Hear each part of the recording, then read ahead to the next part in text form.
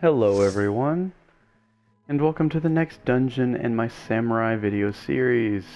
This time we're covering the Antitower, the first dungeon in the 3.x storyline. So this dungeon is actually pretty interesting. I mean that in a good and a creepy way. You'll see why I say that later on. I'm joined again by Rumor and Cassie. It's always nice to have my friends here. Give them a quick hug. Cassie's actually not loaded in. There she is. Cassie.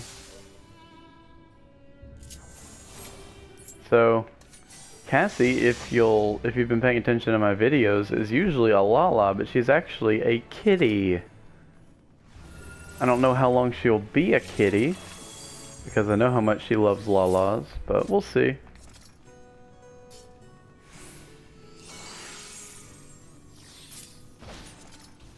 So this dungeon is one of the few dungeons where you actually cannot pull big. It doesn't matter how much you want to, you cannot pull big.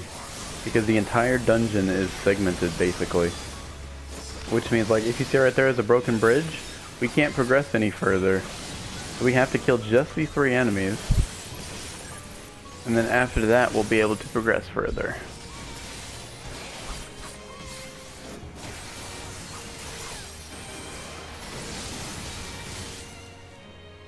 So see, there we go. Now I have a little platform here. And it sort of boops us up here. So as you can see now, I've got 24,500 HP. So we finally have reached that point where the dungeons will no longer limit us to segmented levels below 270. So now as long as you're 270, you will get the full effect out of your gear. Once you're higher than that, it'll start limiting you again. So for all of you who are leveling alt jobs, or for people who are just first getting to this dungeon but are really well geared already, then this dungeon will be a cakewalk because the gear difference is really high. You could come in here as low as 17,000 HP or as high as 24.5 like what I have.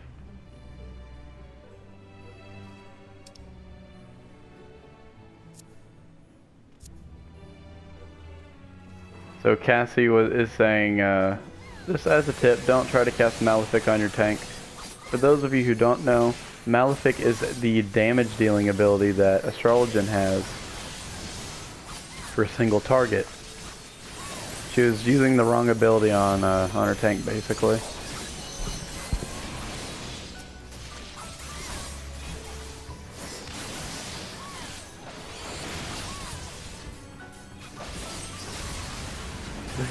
Here we are again, small pulls. You can't really pull any bigger because you're segmented, like I said earlier. So this dungeon can be a little boring if you like pulling big because it's not even possible to pull big in the first place.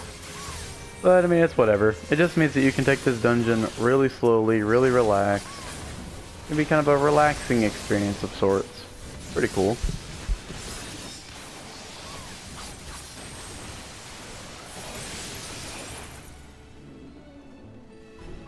So here we are coming up to the second jump platform. This is gonna boop us up to the boss. Or that was actually the third jump platform, wasn't it? My bad. But yeah, we're up here at the first boss now. Zero Rogo. He's a frog, in case you weren't aware. So this guy's got one main mechanic that's pretty interesting. It'll be really obvious when the time comes what it is, so I'll just wait and let you see, and then I'll explain it. So he's just gonna have, you know, your standard AoEs. Just dodge them, nothing major. Nothing too hard to get out of the way of. As you can see, he's sort of singing in towards that one direction. If you're standing in front of him there, you're gonna take constant damage, so don't stand there.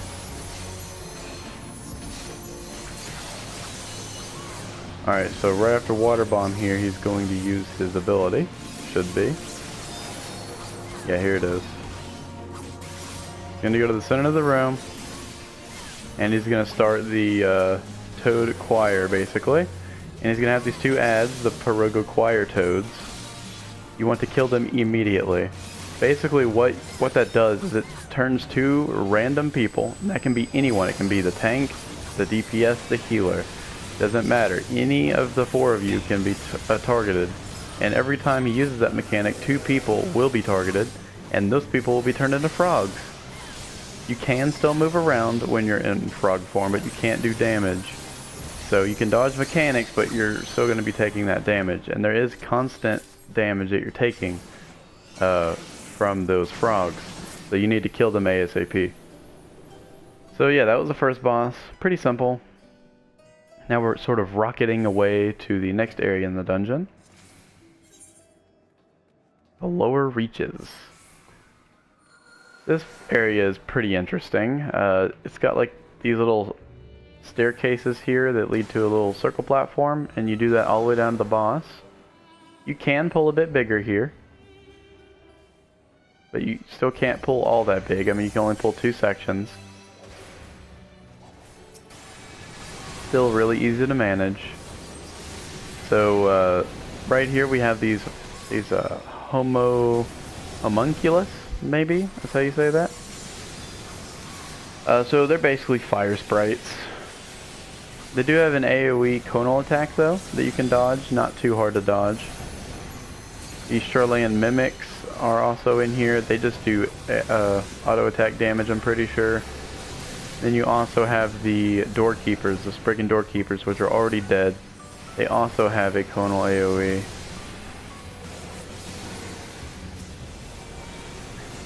You know what, now that I look at it, I think that those Spriggans might have been the only things with the conal AoEs, because I'm not seeing these guys use it. They're just using fire. Which is fair enough. I mean, they are a fire sprite, essentially.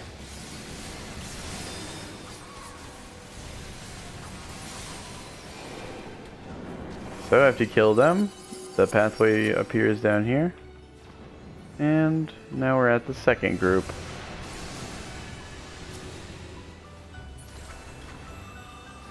So you can pull a little bit big again. You can get 2 circles at once. We're going to go ahead and do that. It's going to spawn more of these homunculuses, or homunculi. Not exactly sure how you would say that. I'll just go with homunculi. So again, really basic, just dodge the few AoEs they've got. This Merilith guy should have a fairly big circle AoE. And it's targeted. It's not like around him, like as you saw right as he died, he had an AoE right here. Just walk out of the way of that. Pretty much nothing major with these trash pulls. You know, I keep saying like there's nothing major almost every time we get to a trash pull, and that's really true for the most part until some of the level 70 dungeons. There's some trash pulls that can actually do some decent stuff to you that you need to dodge. But yeah, for the most part, there's nothing major. So as you can see, another Merilith just spawned right in front of us. And we have a few more homunculi. Nothing major, easily taken down.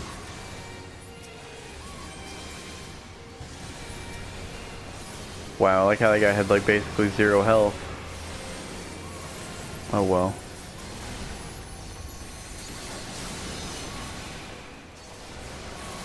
And we finish taking them down, and we get to the second boss.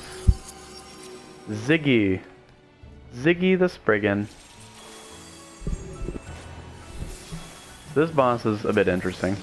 It's got a mechanic you've probably seen before if you've done certain instances such as the Labyrinth of the Ancients, which is a level 50 Crystal Tower raid. You've seen this mechanic before. It's been seen before in a few other places as well, but it's here as well. Basically, he's gonna spawn these big rocks called Stardust, and you're gonna want to kill them. What they do is that over time, as they cast Mystic Light, they're going to grow in size until you kill them, and then they'll stop growing.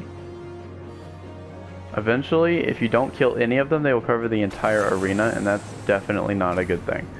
So after that, they're going to drop right where they died at, and one person is gonna get a tether. It's completely random. I think anyone can get it except for the tank.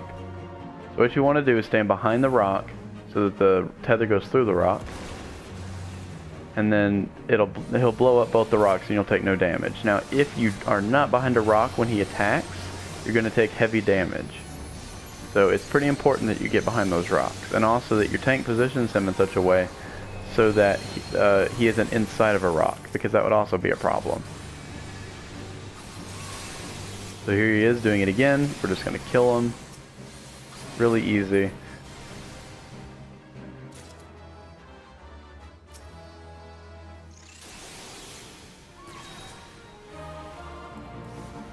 Looks like we can do a little bit of damage right here. Just going to drop him in place again. And see, this time our tank actually is tethered, so I'm wrong. The tank can be tethered.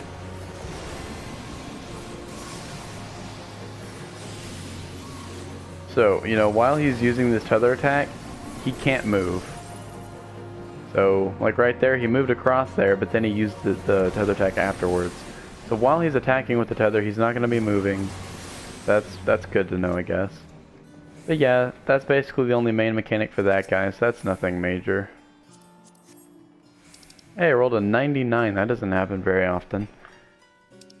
But we do have a Dragoon in the party, unfortunately, so they can just need and take it no matter what. But that's okay. This gear isn't helping me or anything. I'm literally just using these 4 Grand Company seals at this point.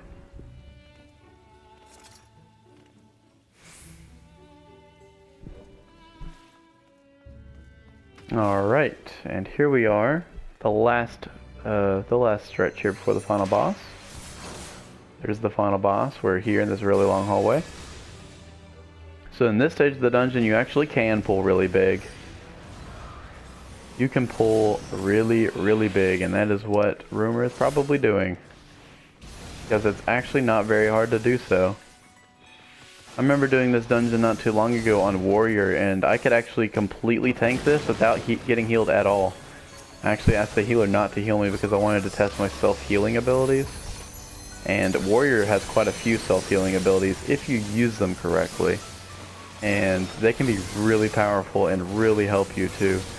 But these guys just don't do that much damage to you. I mean, look, they're hitting low 100s, like 300, 400, 500.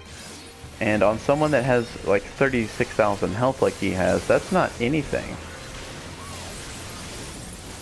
So, with just self-healing abilities alone, he can keep himself alive. Warrior has quite a few self-healing abilities at level 60. Paladin has only one healing ability ever, even at level 70. And that is, if I can remember the name, Convalescent. That's not Convalescence. Convalescence is the healing potency buff. I'm gonna have to think about it, because I don't really use it all that often, so I don't actually remember the name. But there is a healing spell that paladins have. They can cast it on party members, they can use it on themselves. It's really powerful. In fact, their heal is actually more powerful than a fairly well-geared white mage gear 2. So yeah, Paladin has really powerful heals, which is a little overpowered. And then Dark Knight is just sitting over there, all sad because all they have is Soul Eater. Rip. But you know, it is what it is. At least Soul Eater heals 100% of the damage it hits. So, I mean, it does heal a good amount.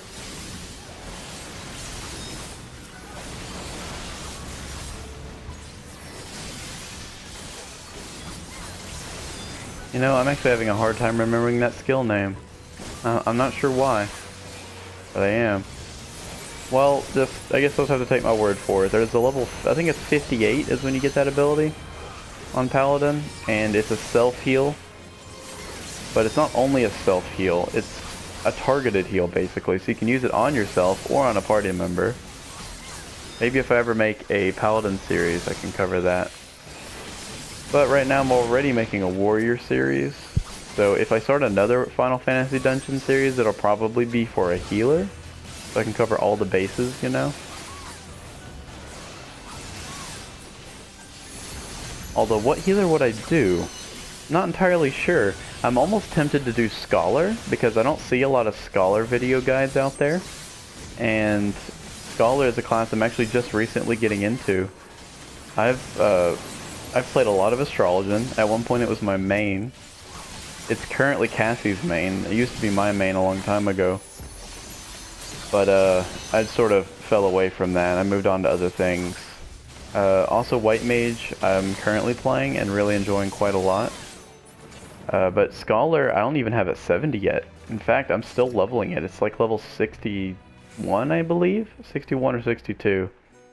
So I would really enjoy a Scholar series. But I don't know. I mean, if you want a healer series, let me know in the comments. And if so, like, what healer should I do? So I'm down to do any of the three, honestly. It sounds fun. So here's the final boss. We have 6 ads. We have 3 Calca and 3 Brina. So you're probably like, what in the world is this all about? Lots of AoE work here.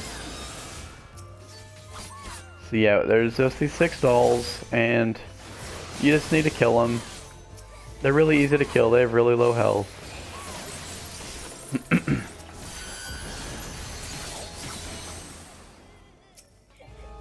And they're all down.